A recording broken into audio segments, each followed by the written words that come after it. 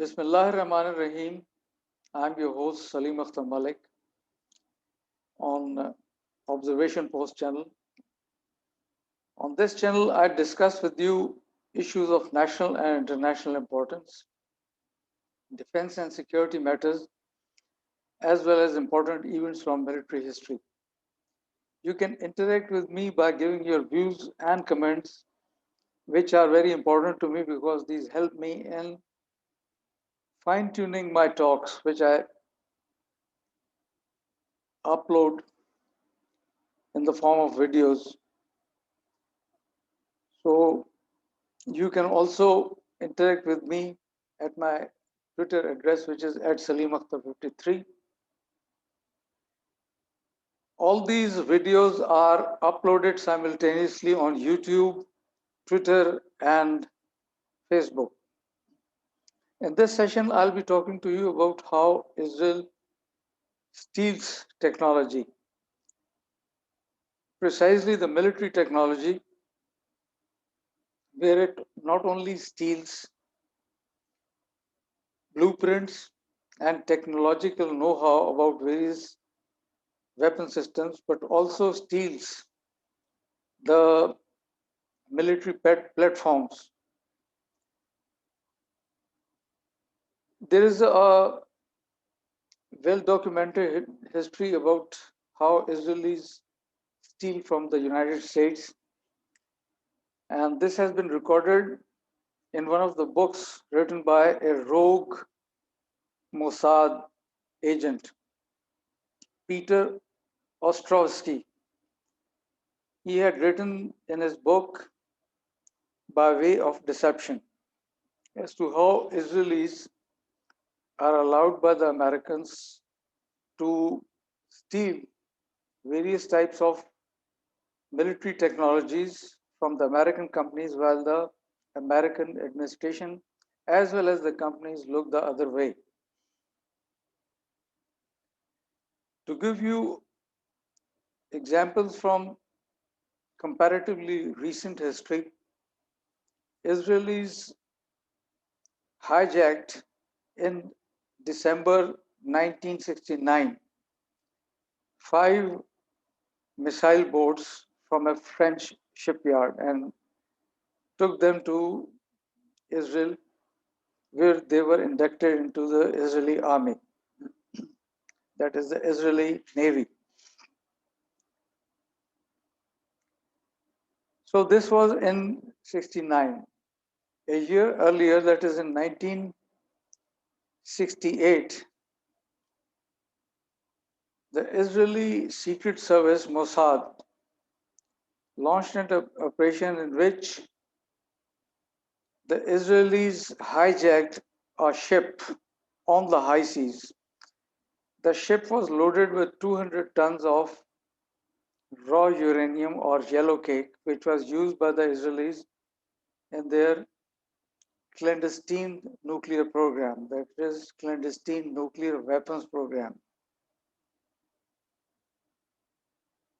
So between 1968 and 1971, they had stolen blueprints of Mirage 5 aircraft from Switzerland, which was at that time manufacturing those aircraft and under license from the French company Dassault. And based on those blueprints which the Israelis had stolen from Switzerland, then they built their own clone or version of Mirage 5, which they called Kefir or Tiger Cub in Hebrew.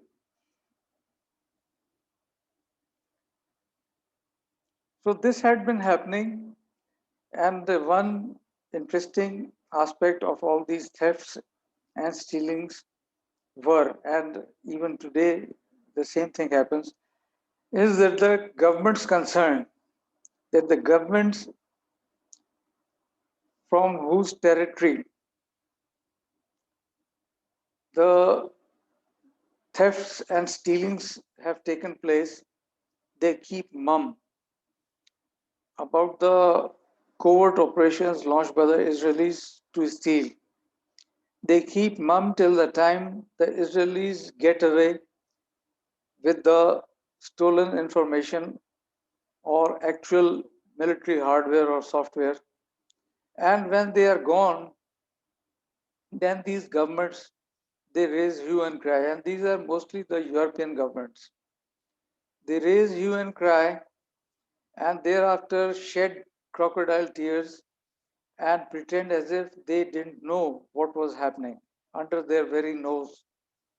And then, just to satisfy the world opinion, they take some cosmetic measures by, for example, dismissing some persons who allegedly or were the government officials from those host governments, and they accuse them of being in cahoots with the Israelis.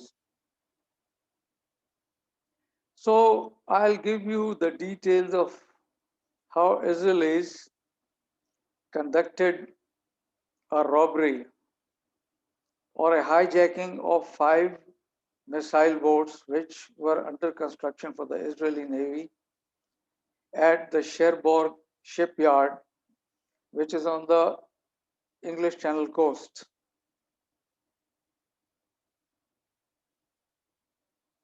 The Israelis had paid for they say that they had paid for those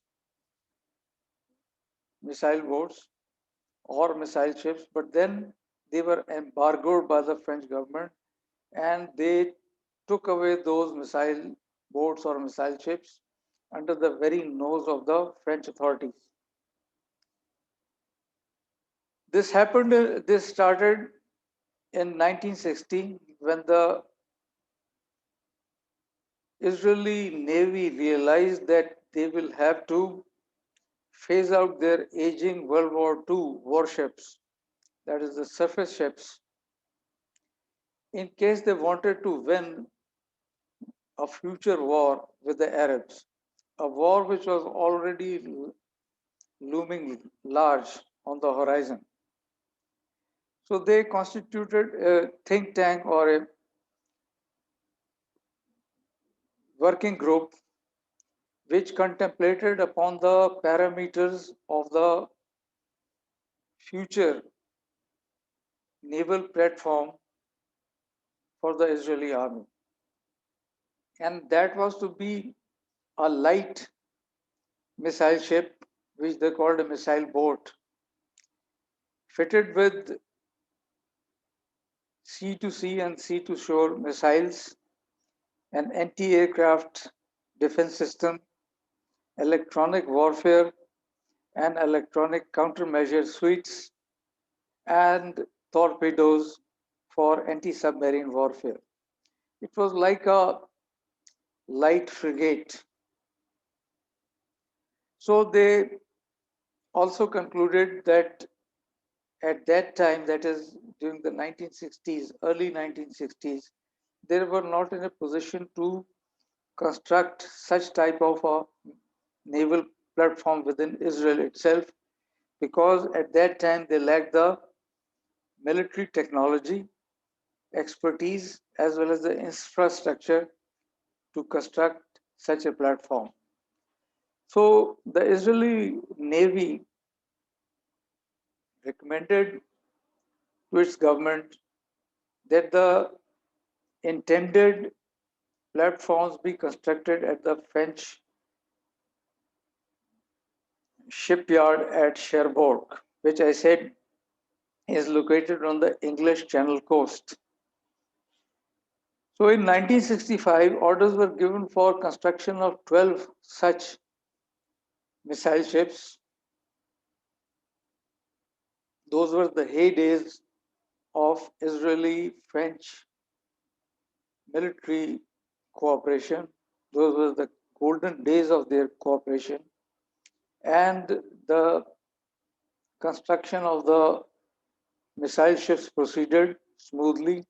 And by 1967, 7 out of the 12 missile ships had been constructed and delivered to Israeli Navy. And there remained only 4 missile ships which had to be constructed. So at that time, the war between Arabs and the Israelis broke out, that is in June 1967. And despite the French opposition and criticism of Israelis for waging the war, the construction of the remaining 5 missile ships continued at the French shipyard under the supervision of the Israeli naval mission, which was supervising the construction. So the French didn't disturb the Israeli naval mission at Cherbourg.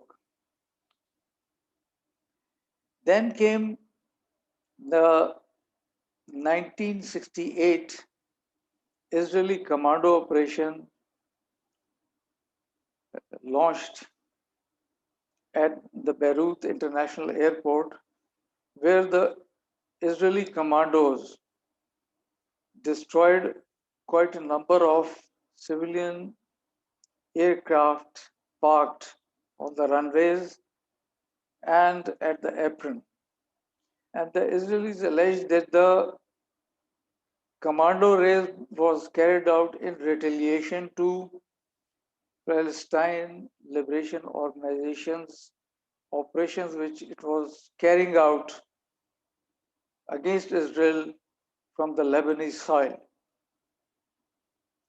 The raid was commanded by Colonel Rafi Ethan, who was subsequently promoted to the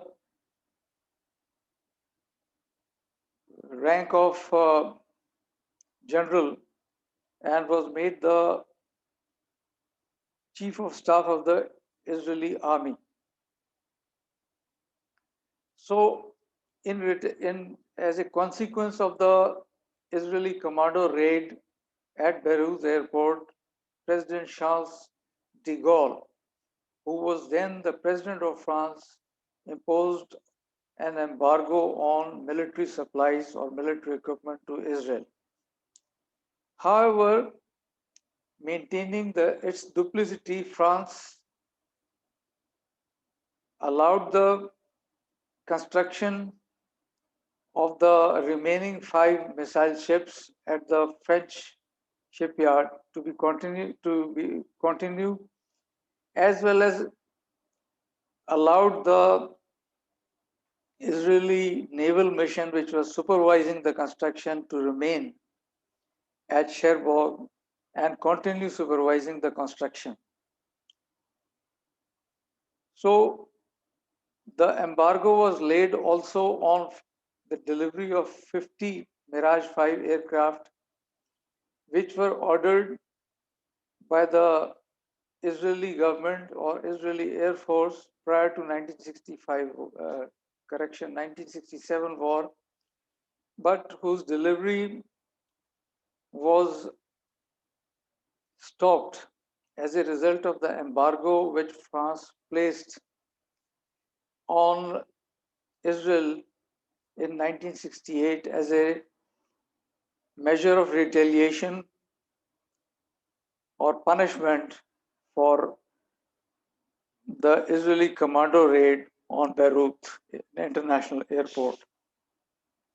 Again, the duplicity of French government can be seen when we now understand, when we see in retrospect that ultimately the delivery of the 50 Mirage aircraft which were embargoed was made in knockdown conditions. In crates, they were delivered to Israel, and the completed planes were inducted into the French Air Force.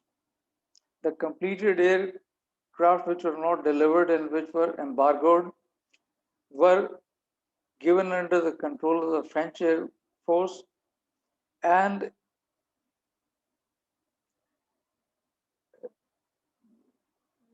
the Israelis were compensated by providing them knocked down Mirage 5 aircraft in crates, which was then inducted into the Israeli Air Force.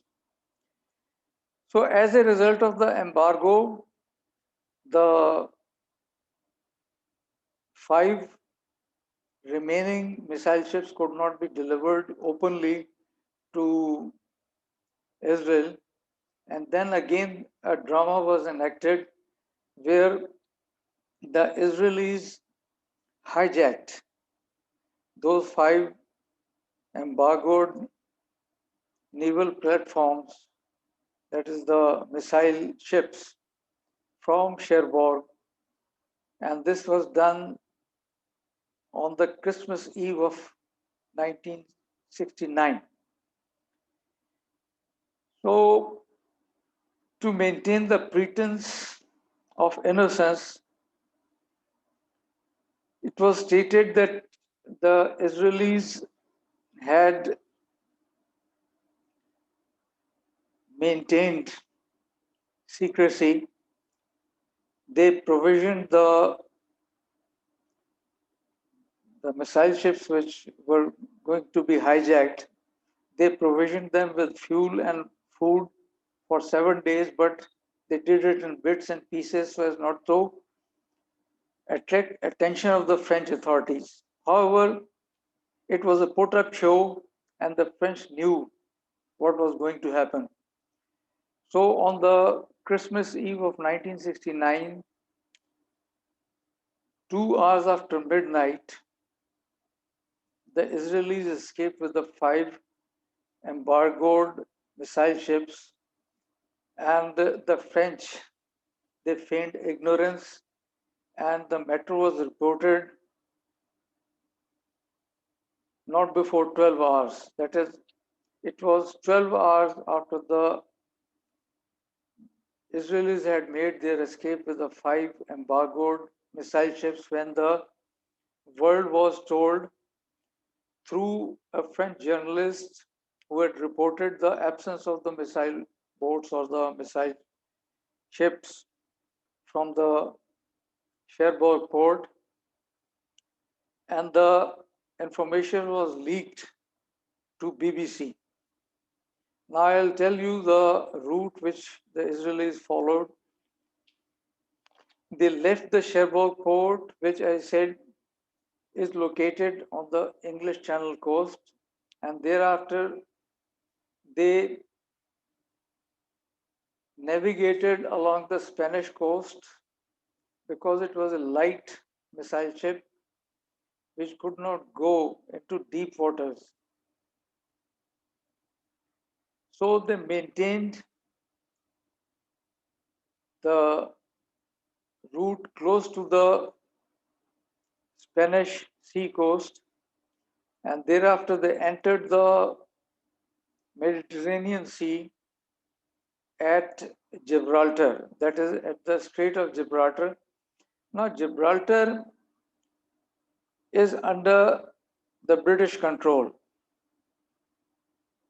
and it is a strait, and a strait is a narrow passageway which can be easily interdicted. So, if the French had wanted, they could, in collaboration with the British, have interdicted the Israelis which were escaping, but they didn't do it.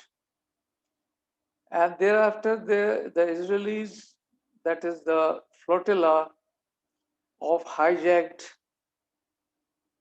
missile ships, it sailed between the Italian coast and the North African coast, and they ultimately reached Haifa after about a week, where they were received and welcomed. And then, since they were the platforms on which the weapon systems and early warning or electronic warfare and electronic countermeasure suites had to be installed along with the anti-aircraft defense system, yeah, that is the air defense system, as well as anti submarine warfare suite. So those systems were ultimately or subsequently put on the platforms, that is the missile ships, and thereafter they were inducted into the Israeli Navy. The Israeli Navy thereafter evolved its naval doctrine and strategies around those light missile ships and was able to destroy quite a number of Egyptian ships and as well as Syrian ships during the 1973 war, whereas there were zero losses of the Israeli Navy. So this was the first of the series of videos about the Israeli espionage and theft operations. In the next video, inshallah, I'll be telling you about how they stole the Mirage aircraft designs and blueprints from Switzerland. Till then, bye bye.